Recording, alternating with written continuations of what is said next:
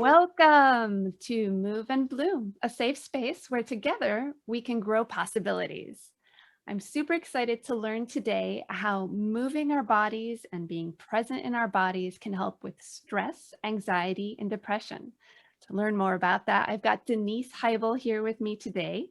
She's a Gestalt psychotherapist and yoga instructor with a slew of certifications under her belt. Are you ready for this? Denise has done mindfulness-based stress reduction, yoga for anxiety and depression, trauma-informed yoga, trauma relief, neurogenic yoga, and restorative yoga. But I'm especially excited because Denise has also trained with Feldenkrais practitioner Russell Delman. Welcome, Denise. Thank you for being here this morning. Thank you. Thank you. Please tell us your story of becoming. How did you become a psychotherapist, and particularly one interested in embodied practices? Oh, sure. Well, my first degree is actually in teaching, secondary ed, social studies. So I knew I wanted to work with people, and I got out into the school system and realized, oh, this is not where I belong. So I actually went back for another degree in alternative education. Again, I got out into an alternative school and it was close, but I realized I didn't want to teach. I just wanted to help. I just wanted to talk and be with. So I got a counseling degree. So yeah, trauma has been an interest of mine for a long time, probably because of my own trauma. I'm intrigued, I'm pulled in by it, I get excited. I love my work. I mean, that's most of what I work with is folks who are experiencing complex trauma and complex PTSD. Mm-hmm. Most of my training after I became a therapist was in Gestalt. So I'm a Gestalt psychotherapist, and Gestalt is about being in the present moment, being in my body right now. So I might be talking about something in therapy having to do with my childhood, but it's about how it's alive in me right now. Right. And it's very experiential. Yeah, that's an easy version of what Gestalt means. Gestalt's a hard word to translate. Mm-hmm. The closest we can come is whole. So we're dealing with the whole person, not just talking, but what's happening in the body, mind, spirit. Right. So rather than see a person as disparate parts, rather everything is part of a complex whole that is not just ourselves, but beyond. Or am I putting that on Gestalt psychotherapy? No, Is that part of the lens of Gestalt psychotherapy? yeah. Yeah. Okay. And so what we do is we look at how the person is supporting themselves. So we don't look for what the problem is or what the diagnosis is, unless we have to diagnose. We're looking for how this person supports themselves. So if they come in and they're, I don't know, cutting on themselves, then I look for, how does cutting themselves support themselves, and have an appreciation for that before we look to how we might replace it with something else. That's fascinating because I don't know if it's true in your work with Russell Delman, but in neuromovement, we're trained to always go with the system first. Yes, yes, Yeah. yes. So we stay with what is, not try to fix what should be. That's not our orientation. Right. We move from fixing to connecting. Right, absolutely, absolutely. Yeah. Home to ourselves, embodying ourselves with the what is right now. Nice. From there, change can happen. What were you going to say? I said from there, change can happen. Exactly. When we sit and wonder with what is, we get an idea, and I'm speaking from my own lenses here because my audience is neuromovement based. Right. When we sit with what is, we get a better idea for how that brain works, how that system works, how that person, body, mind, and soul works. And from there, you can move forward with more comfort and ease. Right. Yeah. Same. Same. That's very cool. So how did Gestalt psychotherapy lead you into trauma-informed yoga or Feldenkrais rather? Well, actually, it was my back that led me into yoga. I was having a back issue. Well, I've always had a back issue, Oh, but someone said, oh, here's just 2 poses. Just do these 2 things for a period of time and see what happens. And I felt amazingly better. So I started taking classes. And I was very fortunate that my first teachers were very slow yoga teachers. It wasn't athletic. It wasn't, mhm, let's see what we can do. It was, oh, let's regulate. Let's come home. Let's see what the what is mhm. in your practice, in your body, on your mat. So that was right up my alley. Um, and my teacher just asked me if I wanted to train. And I thought, what a great opportunity to spend a year with her once a week having lessons. So I said yes, not meaning to be a teacher, but before I knew it, I was teaching. So you started by saying you didn't want to be a teacher, you wanted to be with, and you circled around Yeah, yeah, to being a teacher. yeah. So here I am being a Gestalt therapist and a yoga teacher, and trauma is what, Yeah. just where I'm oriented. And I started noticing as I would go to other classes and teachers, things that I'm always thinking in terms of, oh, if that person did that to my clients, how would Mhm, that land? mhm, That wouldn't land very well. mhm, So I started bringing more and more of this mindfulness and embodiment into my teaching as a mhm. yoga instructor. Um, Really, a lot of people who come to my classes are either my clients or they just know that I'm orienting them towards slowing down, Mhm. coming into their body, not getting into a certain pose, but having the experience or being curious of what this pose might be like for them. Yeah. So then I went and got trained in trauma informed so I could then start teaching other yoga teachers. So I do that too. I participate in trainings for teachers in 200-hour programs and 300-hour programs. What is trauma informed yoga? That's wonderful. And, I see a lot of posts come through my Facebook feed. So I have 2 questions, and I'll ask my first. Posts come through my Facebook feed uh, about people complaining how non-trauma informed some institutions are. So for someone who's never been to a trauma-informed yoga class, what Mhm. would trauma-informed yoga look like versus a non-trauma informed yoga class? Good question. So if I'm going to a trauma informed yoga class, I might enter the room and get welcomed right away. Not too, not too aggressively, but have a welcome. The lights are not going to be off, Right. so I can see my surroundings. It's going to look safe to me. Mhm. So that might even mean, even down to we don't have belts right there. The last studio I was in, they were just around the corner, so I don't have to go in the room and see, these Mhm. straps hanging from the wall. Yeah.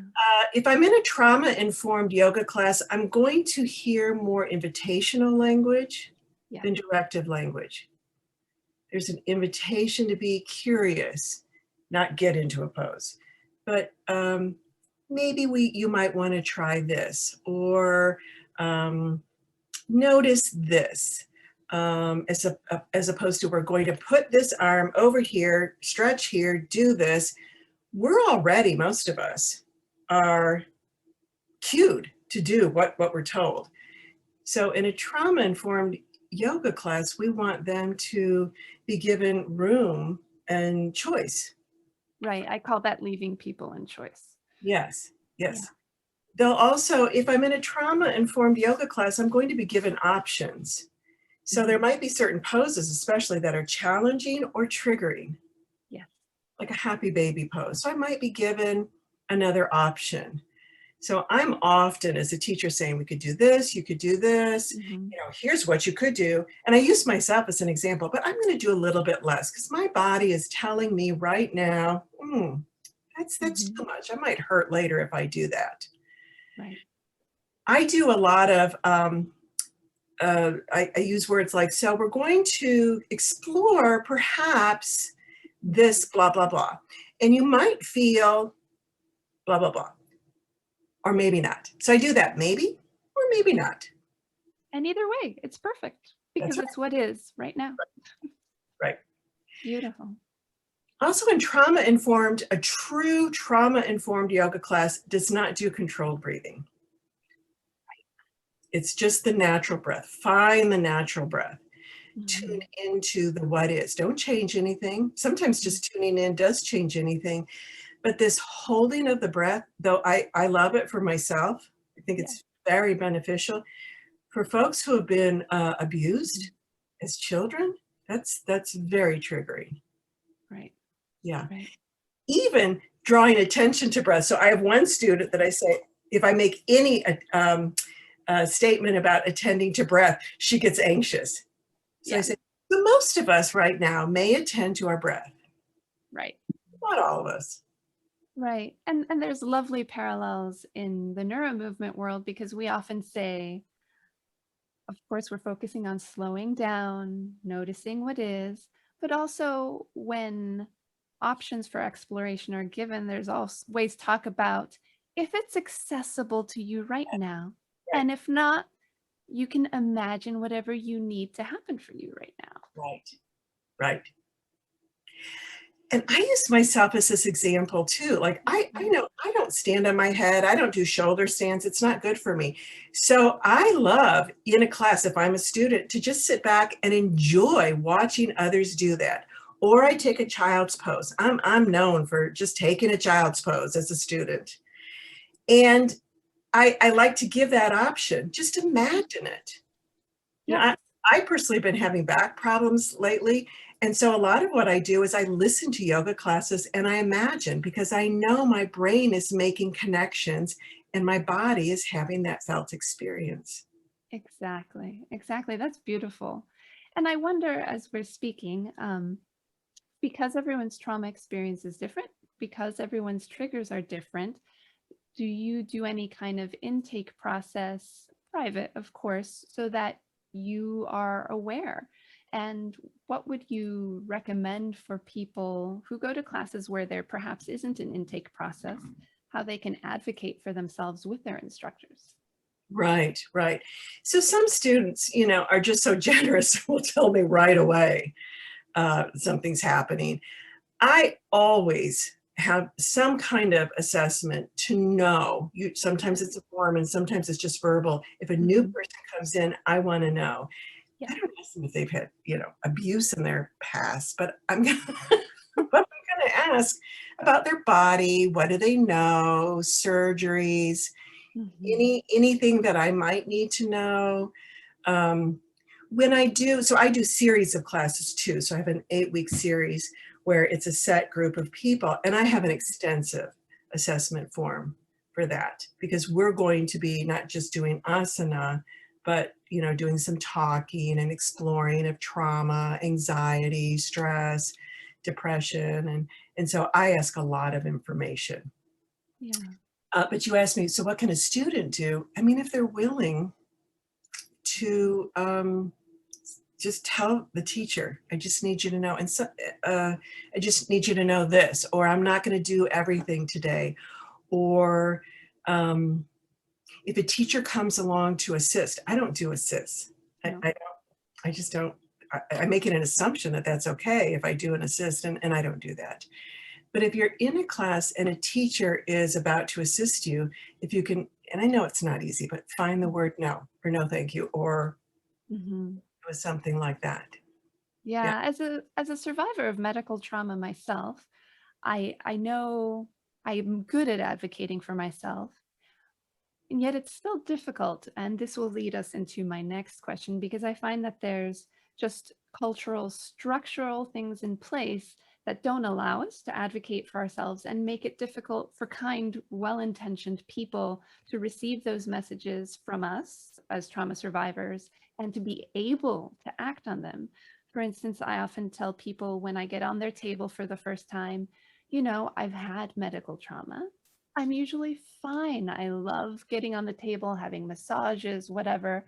But if for some reason something comes up for me, I'm going to say hands off, and I'll need you to take your hands off right away.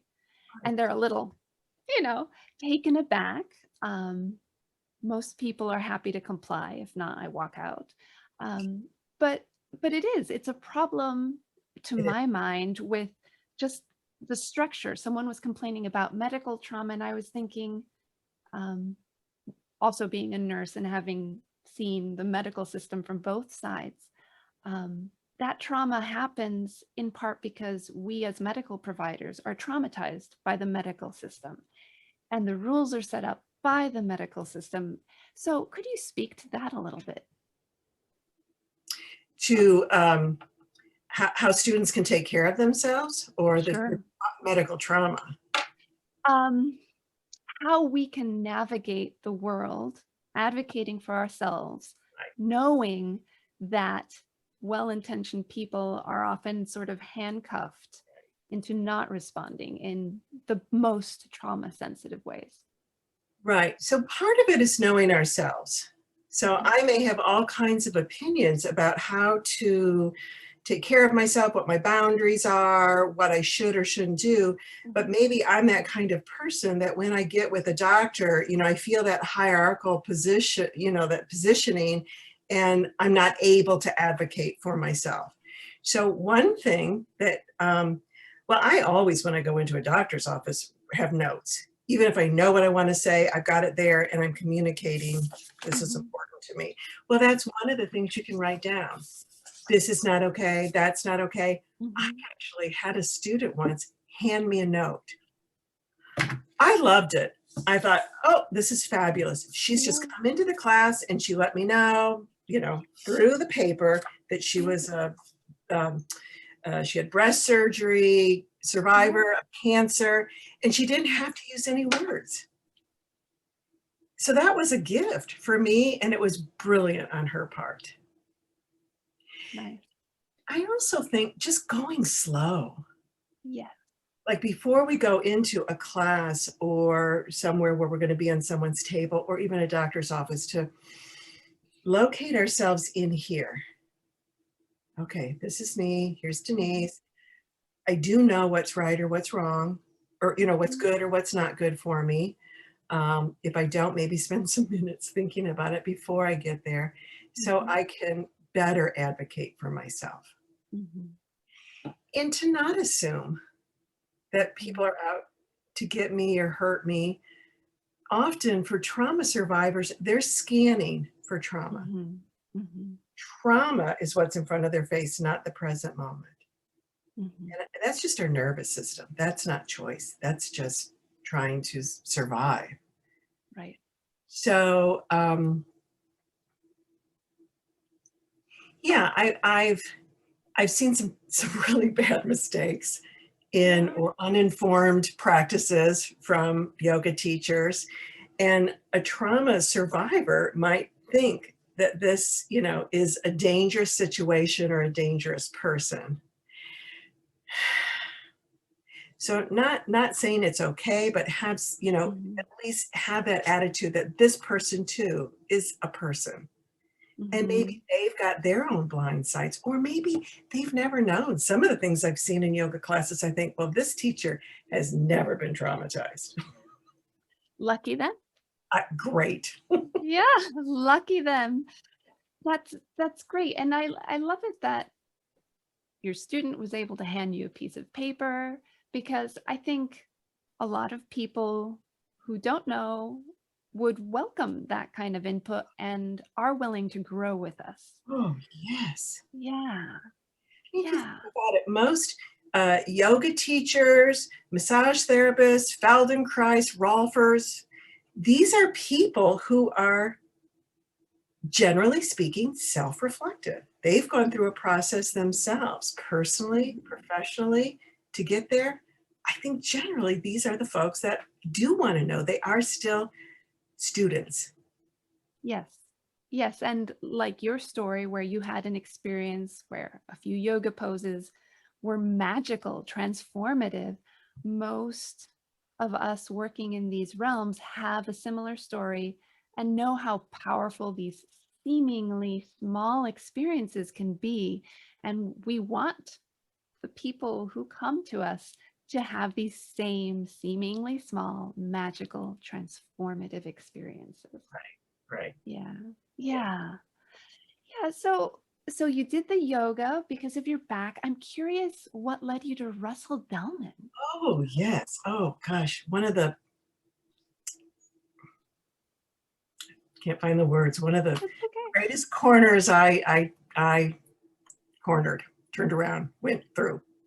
Yes. I don't know. I found Russell. I was looking, we're in the Midwest. It's hard to find Yeah, trainings it is. here. And I was just looking for the next step, embodiment. I had pretty much extinguished my options in Gestalt. I'm a Gestalt faculty member at the Cleveland Institute. So I was looking for something more, something through movement. And I found Russell on the internet. And he has a three-prong. So Russell used to be solely a Feldenkrais trainer, and so Yeah. his wife as well. And he expanded his program into, he calls it embodiment living. Mhm. And it's a three-prong program. One prong is Feldenkrais, one is Zen meditation, and the other is, we could call it natural inquiry. You could also call it Gestalt, or, just exploration. Um, and I read Feldenkrais and I thought, well, that sounds like what I do. Slow yoga, that should be fun. I love to get on the floor and move. And it just blew me away. Russell is an amazing person. Just, he lives, he carries his meditation and embodiment practice through his day, through his relationships. But Feldenkrais was fascinating. It was so slow. Mhm. It was so tuned into the awareness of my body. I'm getting chills as I talk. I know. It was, it just, I feel like I woke up. It was a wonderful practice. Yes. And I didn't want to go off to get Feldenkrais training, because you train a lot, you do a lot. But I came home and we had a couple of Feldenkrais teachers here in Bloomington. I went to their classes. I went onto their table. I mean, it just opened my mind. I mean, I feel right now, I can feel the expansiveness. And then I started bringing little pieces into my classes. And even now, I'm dealing with some back issues, going to have back surgery. And my yoga practice, really, if you were to look at it, looks very much like Feldenkrais, what I do on the floor. That's what's safe for me. Of course. And I think as we get older too, this what some people experience in yoga classes, this ambitious, competitive nature, which, my teachers and peers aren't that way. That's not even possible in Feldenkrais. Well, No, I mean, anyone could make anything out of yeah, anything, but right. something you said earlier really sparked for me, because it's safety that's at the core of it all. Yes, Because since we essentially work with the brain through movement, movement is just the tool. In order to learn, in order to be able to change, we need to feel safe. right, We're always looking for that place of safety. right, Yeah. right. Yeah, I had a client, it was funny. It was funny, and it's it's so not natural to our culture to put safety on all its forms on a pedestal, Mm-hmm. that I had a client, I said, and I'm not going to look, you just do it how you're going to do it, because I want you to feel safe. And he said, no, I need you to look and evaluate. And I'm like, no, this is not evaluative, because your brain will not feel safe. Even if you think you feel safe, you won't be maximally safe, maximally learning.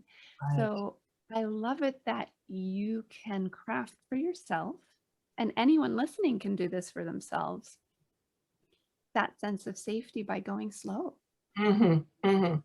Yeah. Tuning into what is needed right now as opposed to what I think it should be, that's big. That's not a small thing. No. And that's health. Thank you. I agree.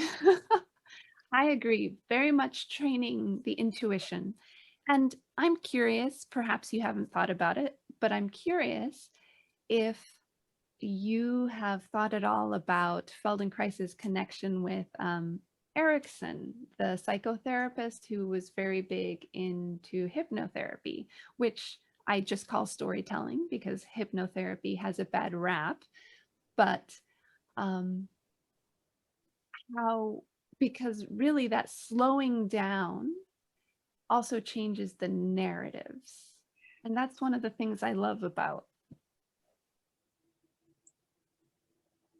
what we do. Yeah. So think about it. If we go fast, Right. we're going to go into our habitual patterns, whether it's like even how I sit, how I move, how I interact with my people, the stories I tell myself.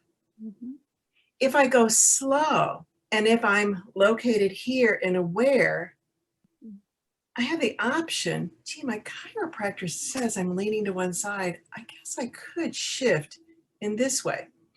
Or as I'm telling a story, I might find some choice. Maybe I don't like that story. Maybe there's a new story I want to make up about this thing that happened to me.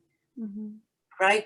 So now we know about neuroplasticity, that we have these old neural patterns that we tend to just go down. The groove is well worn.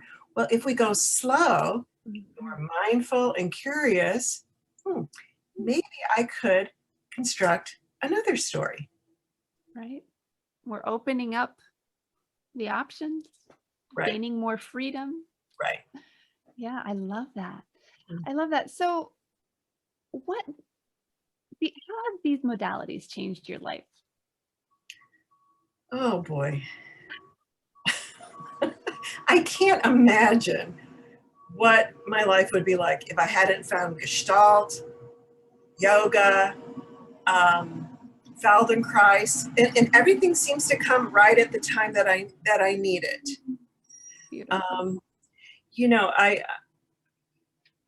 told you I found yoga for my back. Yes. But eventually what I came to know was this is a practice of calming and centering. So I can remember, 20 some years ago, being, driving to work and then going, oh wait, I was just in a yoga class. And I could find it in my body, not just in my brain, like, oh, it's in here. And that moment that I did it, it was just an hour after class. I thought, well, I could do that throughout the whole day. I know, it was a big aha. Or when a certain teacher that I had she was very ambitious and I loved her and what she could do was fabulous. But when I say to myself, I'm not going to do that. Let me just take a child, just see what it is that they're doing. That's a powerful metaphor and lesson that I can take into my life. No, that's not beautiful. For me. Yeah. Beautiful. And to experience it in the body, not just think it, you're actually acting it out on a very large physical scale. Right. Not just right. here. Right. It's beautiful. Right. And I think Feldenkrais has just widened my options, as I get older and as I can do less, I find that I can do more if I actually look through the Feldenkrais lens. And that thrills me. It's so exciting. I know. And it's hard to explain to folks because the movements are seemingly so small, but they're really big. Yeah. They're It's trippy. I want to tell you, one time I took my husband to an awareness through movement class with me. So that's a Feldenkrais class. And I thought, oh, he's going to be so bored. And he got up off of the floor. First of all, I had never seen his body organized so well. Mhm. I've been giving him suggestions for years, but all of a sudden he just looked different.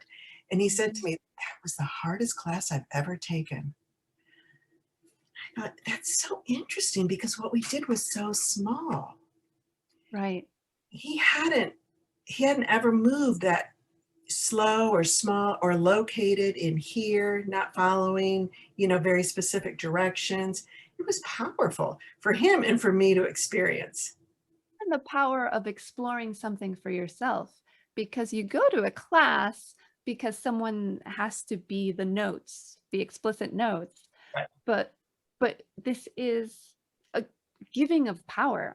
You go to a class and the person reading the notes is giving you the power to transform your own body, your own life, Yeah. because you'd been giving suggestions for years, right? Right. But he discovered something himself. Exactly. I love that process of discovery. So you're always doing new things, enjoying your process. What new projects do you have to share with us? Well, my new thing is I've got a couple new things. One is I hope to go off. My plan is to go off for Rosen method training. Yeah. So Rosen is, when I read up on Rosen, it's like, well, that's Gestalt, but there's, the touching of the body. So it's a process of it's a body work process. So I was getting ready to go to that right before COVID hit. So I'm looking forward to, I know.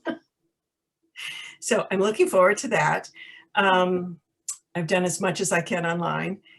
And the other thing that COVID did for me is give me the opportunity to take my class. So I have a class, it's an 8-week series called Yoga for Stress, Anxiety, and Depression. And I did it on Zoom, which I am not a technical person at all, but I did it, I don't know, maybe 3 times on Zoom, 3 different groups. And it was fun. Yeah. And I just learned a lot of new things about computers and slideshows and how to teach online. And then I put the program, I made a recording of the program. So for the first time, I have a product. So when folks want to take the class, it's available to them as an online, I guess, Zoom, or no, it's a recording. So they tell me when they want to start it, and I send them the first lesson. And for 8 weeks, on that day of the week, I send them the next lesson. And I've gotten really good feedback. I never would have thought that I would have done something like that, but it's fun. It was fun. What a fabulous exploration. And so to get this course, do people email you, or is there a link somewhere? How does that work? Yeah, so sometimes I send out notices, but yeah, at any point someone can email me, phone call me, text me and say, I want to do the class.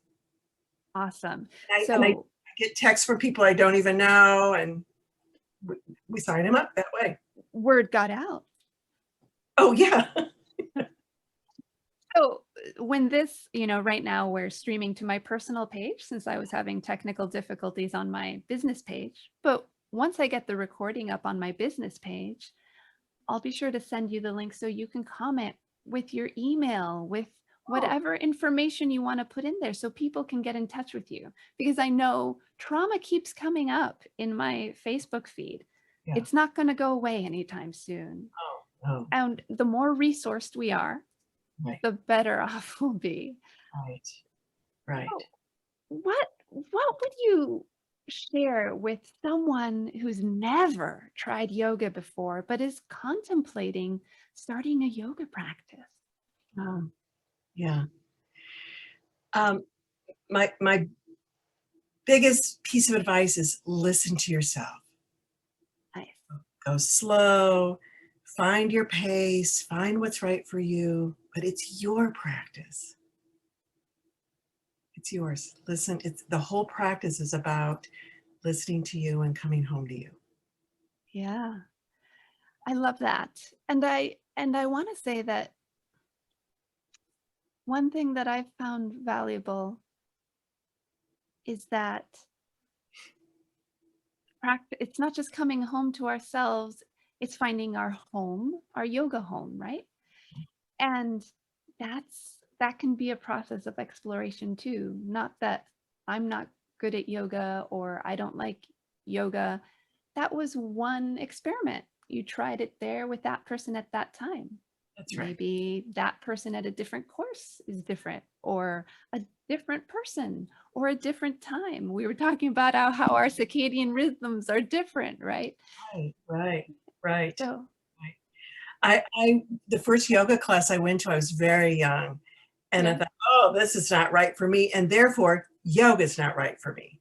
exactly. And that was a Yeah. opportunity because the next teacher, the next class, the next day would have been different. You just never know, right? And our bodies are different from moment to moment as well. Right, right. Yeah. Oh, I love that. So listen to yourself. That's wonderful. Is there anything else you'd like to share with our listeners before we sign off? I can't think of anything. Yeah. This has been just delightful. I so appreciate you taking the time to talk with me, to share your wisdom with all my listeners. I hope we get to see you back someday soon. Yes. It'd be nice to see you in person. Yeah. Thank you so much, Denise. Thank you, Anna Maria. Bye-bye. Bye-bye.